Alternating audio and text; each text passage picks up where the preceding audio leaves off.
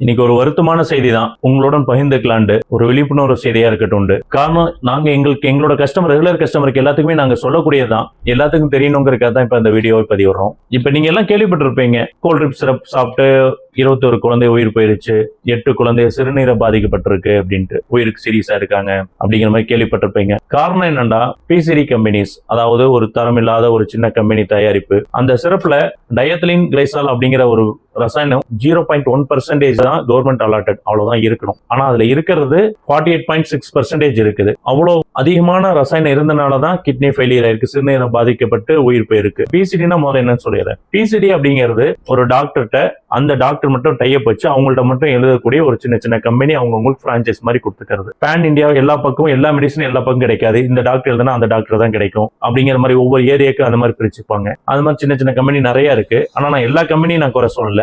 ஒரு சில கம்பெனி லாபம் மட்டுமே எனக்கு குறிக்கோளா பண்ணக்கூடிய கம்பெனிகள் இந்த மாதிரி தவறு நடக்க வாய்ப்பு இருக்கு. எங்களோட வாடிக்கையாளர்கிட்ட நாங்க சொல்றது என்னன்னா, நீங்க இந்த மாதிரி பிராண்ட் போறதை விட நீங்க கேட்கிற டாக்டர்கிட்டயே சார் நல்ல பிராண்டாவே எழுதுங்க, எனக்கு 15 முன்ன பின்ன பிரச்சனை இல்லை, எனக்கு ஸ்டாண்டர்டான கம்பெனி எழுதுங்க, எல்லா பக்கம் கிடைக்கிற மாதிரி பிராண்ட் எழுதுங்க அப்படிங்கிற மாதிரி சொல்லி கேட்டு எழுதி வாங்குங்கன்னு நாங்க கஸ்டமர் ரெஃபர் பண்ணுவோம். என்ன ரீசன் தான் இதுதான். இப்ப பிசிடி அப்படின்னா இந்த கம்பெனி சின்ன கம்பெனியா இருக்கும், அவங்க ப்ராப்ளம் வந்த பின்னாடி தான் அந்த பிரச்சனை வெளியே பூதாகரமா வந்த பின்னாடி தான் அந்த பிரச்சனை கண்டுபிடிக்க முடியும். இதே ஒரு பார்மா கம்பெனியா இருந்தா அவங்க மாலிகுல் டெஸ்ட் பண்ணி மார்க்கெட்டிங் வர்றதுக்கு முன்னாடியே அந்த பிரச்சனையை அனலைஸ் பண்ணி அதை ஸ்டாப் பண்ணிடுவாங்க. அந்த பேட்ச் வெளியே விடாம அப்படியே ஸ்டாப் பண்ணிடுவாங்க. அது எவ்வளவு மெடிசனா இருந்தா அப்படியே ஹோல்ட் பண்ணிடுவாங்க. நீங்க ஃபெமிலியரா இருக்கிற கம்பெனி ஐட்டத்துல இந்த மாதிரி உயிரிழப்பு மாதிரி சம்பவங்கள் வந்திருக்காரு. அந்த ஸ்டேஜ் போறதுக்கு முன்னாடியே அது எல்லாத்தையும் வாங்கிடுவாங்க. சின்ன சின்ன கம்பெனி அந்த இதை கண்டுபிடிக்க முடியாது. பொதுவா இந்த பாதிப்பெல்லாம் எங்க போனா யார் அந்த மருந்தை பயன்படுத்துறாங்களோ அவங்களுக்கு தான் போகும். சோ அதனால பொருள் தரத்தை பார்த்து இந்த மெடிசன் ₹1 ₹2 அதிகமா இருந்தா பரவாயில்ல, அதுல ஃபார்மா ஐட்டத்துல விக்கிறவங்களுக்கும் மார்ஜின் கம்மி தான், சேல்ஸ் பண்றவங்களும் ஃபார்மா ஐட்டத்தை சேல்ஸ் பண்ணணும். இந்த மாதிரி பிசிடிக்கு சப்போர்ட் பண்ணாம